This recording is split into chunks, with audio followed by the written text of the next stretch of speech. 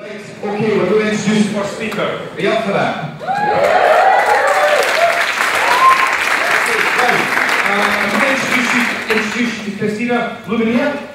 Yes, honestly, some people's names today are so wonderful, I don't know how to say them. I've practiced, I've asked most people. Now, Cristina is the founder and CEO of ThoughtBox. And ThoughtBox, an organisation that I'm very keen to find out a bit more about. We've had that chat already. An award-winning company using technology and gameful learning to develop educational experiences. Right up my street, sounds amazing. Previously, Cristina was part of the New Ventures and Innovation Group in Houghton Mifflin Harcourt, in charge of R&D and designing new educational experiences that utilise the capabilities of new technology to their fullest.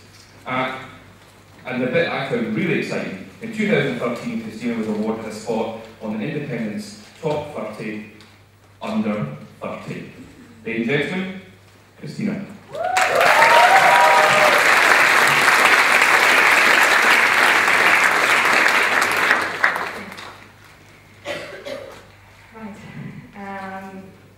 Hi everyone. So when I grew up, I was part of the latchkey generation. I don't know how many of you know the term. I only found out I was a latchkey child about 3 weeks ago, and I actually thought that somebody was insulting me. For those of you who don't know what a latchkey child is, I grew up the same as my friends and most of the kids in my generation, with both my parents working. So this meant that I used to wake up very early in the morning after my parents had gone to work, get dressed, eat the breakfast that my mom left on the kitchen table for me, and then lock the door with the key I used to wear on a string around my neck and walk for about 30 minutes to school. Coming back from school, I had to heat up and eat the soup that my mom lovingly prepared for me the previous day. And then go to sleep for about 30 minutes or an hour until my parents got home. Now keep in mind that we didn't have microwaves back then in Romania, so the heating process usually involved a gas cooker and matches. And have I mentioned that I was about 7 or 8 years old when I was doing all of that? So you can imagine that most people that hear this story instantly ask me, how am I still alive? And sometimes I'm wondering about that myself, because we used to ride our bikes without a helmet, and we never ever threw away the candy that we dropped on the floor by mistake, or even wipe our hands with hand sanitizer. We used to grow up in our parents' village, grandparents' village, and never wash the fruit that we picked from trees. And we used to play outside with our friends until our parents would come over and try to find us because we were late for dinner. So I bet all of you can remember the childhood games fondly, from the sheer relations of cowboys and Indians and to the excitement of hide and seek.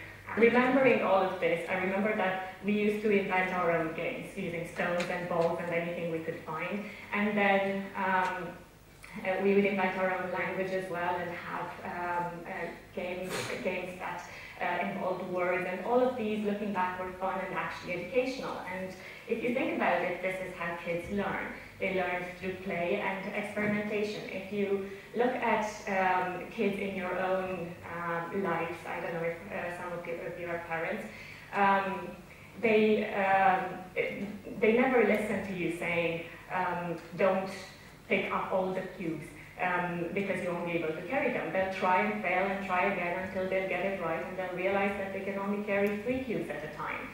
So kids learn and play. Trusting and experimenting is always part of kids learning and playing. Kids have infinite imagination and creativity, and they're not afraid to question the world and its rules. Actually, research shows that moms are the most questioned people in UK. They're receiving more questions every day than doctors and nurses and even primary school teachers.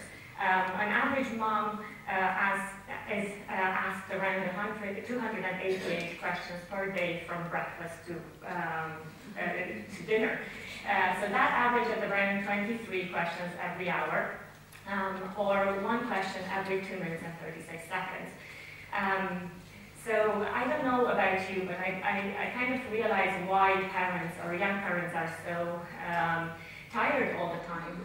And I used to drive my parents crazy when I was growing up. And I'm sure all of you did as well, just by asking so many questions. And it usually went like this. Mom, Dad, oh, why is this happening? Why is the sky blue? And they'd usually have a really good answer for that, and then I'd ask, but why? And at that stage, things are getting a little bit more complicated, and then I'd ask why again, at which point they only have one alternative, which is to send me outside and play or give me a toy. So asking why 3 times in a row usually gets us into trouble. But it also challenges us and our understanding of the world around us. Science starts by questioning, asking questions and then seeking for answers. Young kids understand this at a very early age. However, as they grow up, they're being asked to trust, learn, and apply things that other people tell them. So going back to your own school memories, how many of you remember the rote learning multiplication tables? Yeah, I can see quite a few. I don't know about you, but I had quite some nightmares. And to be honest, things haven't changed a lot since then. Kids these days are increasingly digital savvy. They grow up playing with tablets and computers. So they grow up playing with tablets and computers and interacting with more and more technology in their day-to-day lives. However, at school, they still learn the way we used to. Teachers and parents are struggling to engage kids and compete for their attention with the same multiplication timetables and printed books. At ThoughtBox, we decided to take matters into our own hands and ask kids how they would like to learn. And I have to say, we had great fun. The parents amongst you know that if you ask an 8 or 9-year-old about their opinion, they're not afraid to tell it. They know exactly what they like and what they don't like, and they're not afraid to say so. So when we designed our first game, we took an early prototype into a classroom, and this prototype had 5 levels, one for addition, one for subtraction, one for multiplication, one for division, and the final one for the order of operations. Now, those kids were 8 or 9-year-olds. They were just starting to learn how to multiply and divide, and they had no problem going through the first 4 levels. However, when they got to the last one, the teacher came over to me and whispered, "They haven't learned this yet, so they won't be able to solve it." So I looked at her and I said, "Okay, that's fine. We're not testing the kids. We're actually testing the prototype."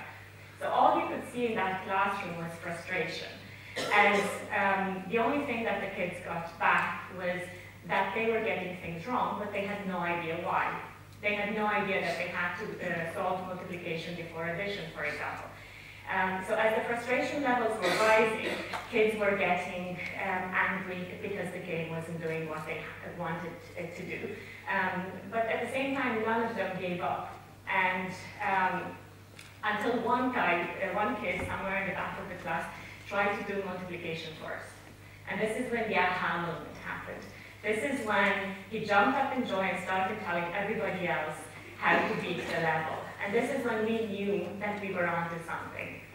So looking at kids, we don't realize it, but by trying to make things easy for them, we actually, sorry, I forgot to start clicking.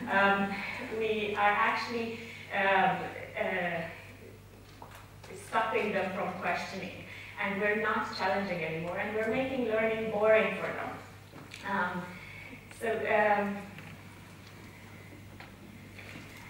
This is something that we can learn from games.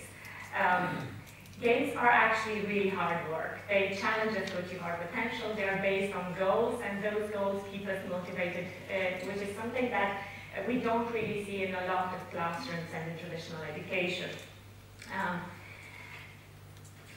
So giving kids the benefit of the doubt and challenging them to achieve their potential shows children that we trust them and that we want them to think for themselves and that we want them to become lifelong learners. So most of the time when we work with a school, we try to give something back, and the way we do this is going back and organizing animation workshops. So you can imagine that most kids that hear that we design maths games for a living, they instantly tell us, I hate maths. And that's okay, because we're not there to do maths, we're doing stop motion animation.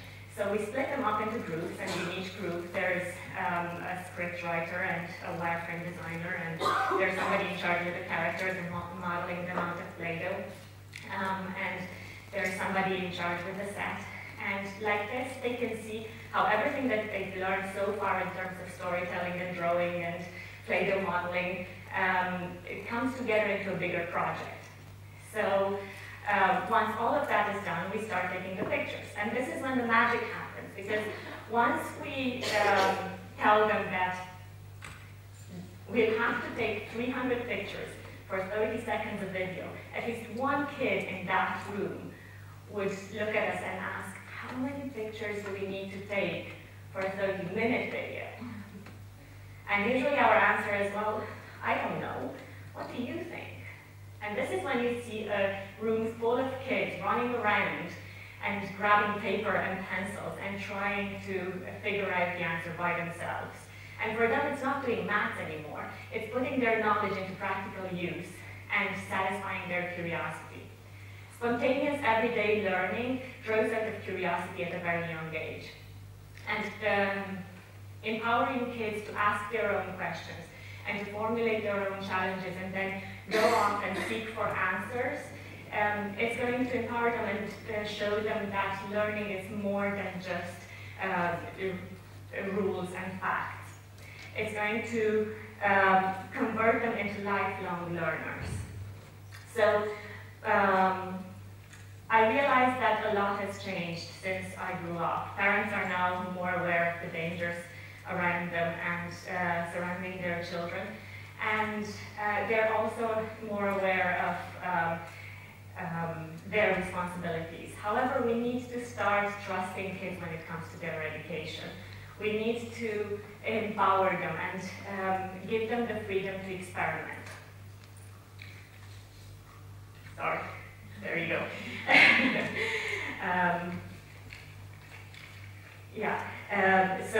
Kids have this infinite imagination, creativity, and curiosity. They're not afraid to ask why 3 times in a row and challenge the world and its rules. We need to encourage them to play and formulate their own games and find that and unleash their creativity.